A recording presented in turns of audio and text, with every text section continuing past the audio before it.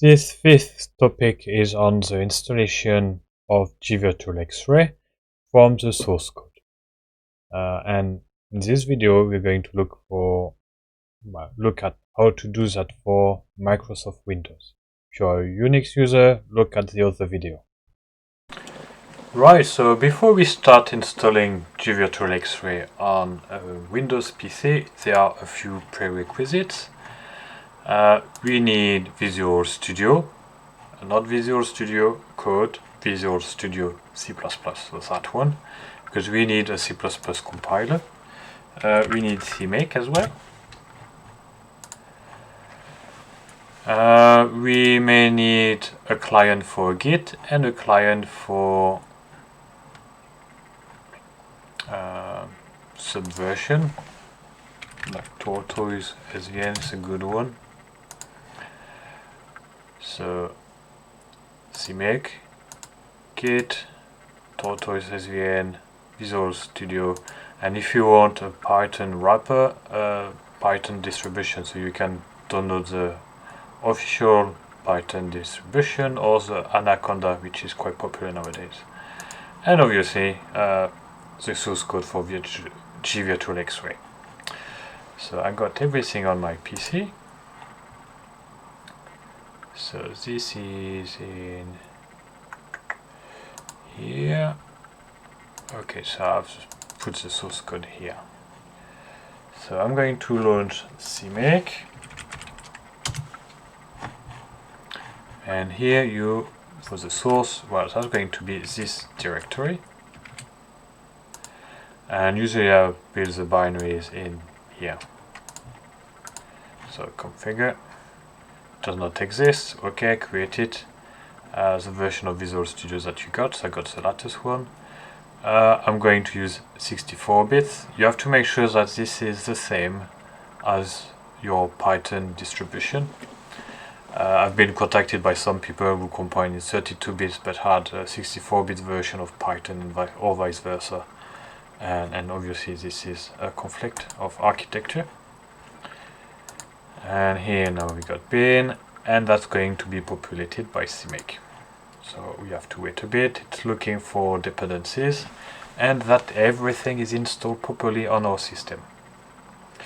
You may have some warnings. Warnings are warnings, so they are not very important. So you can ignore them. The first time you configure, it takes a bit of time. There are two areas, like I always click here and here. So if that's the first time you run CMake, you probably see something like this. I like it this way. So I go to build, and what I want is a Python wrapper, and I'll build a unit test. Okay. Another thing you need to change is where to install the binaries. So you have to make sure that you can write in this directory. So I'm going to do it in my home directory because I cannot write here. This is my office computer. So gVirtualXRay install. Okay, configure again. There are new things that has been found because we are now going to use Python. You can see here. Alright, generate, and now you see that has been populated for Visual Studio. Open project, so Visual Studio is going to open. Here, change to release. You're not going to debug the library, so release is what you're looking for. And now it's going to download dependencies like third-party libraries and also the XCOM database from NIST. So that's going to take a bit of time, so I'm going to pause the video and we'll come back when it's finished. So I'm going to make some coffee. Right, so there are 43 succeeded builds, 0 failed. This is exactly what we're looking for. To make sure that it's all set up properly on our machine, we can run the unit test. So go to run test. and hopefully you see pass to all of them. The cube source is going to take a bit of time.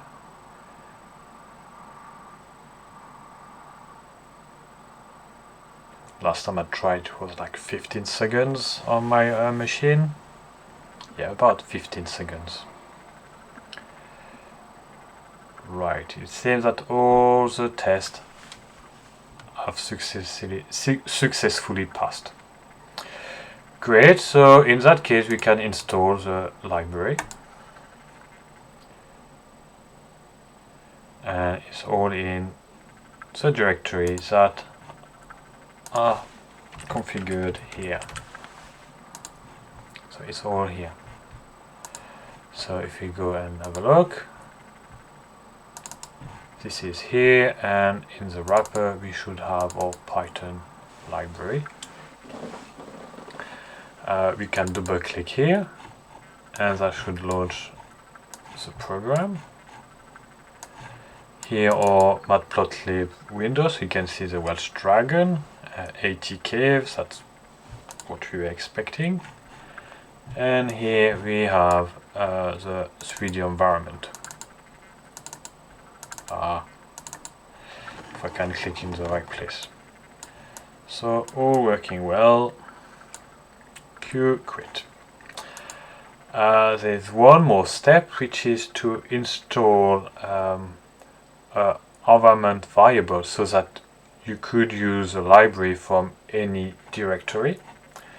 So you have to add this variable. So in the system properties you got environment variable, so you go here, and here you need to add a new one, which is Python path, and then you can browse for a directory if you'd like. So here, users, PC users, that's me. So directory is here. Okay. So if we load a terminal,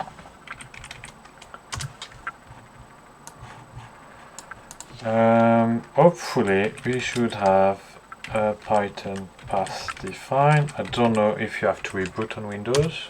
No, that's fine. So if I launch Python now, I should be able to import the library.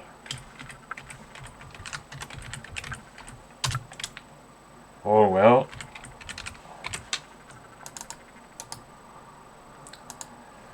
Can I copy that?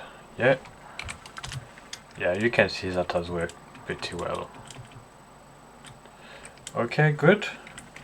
So this is the library, compile and install on a Windows PC. End of this video.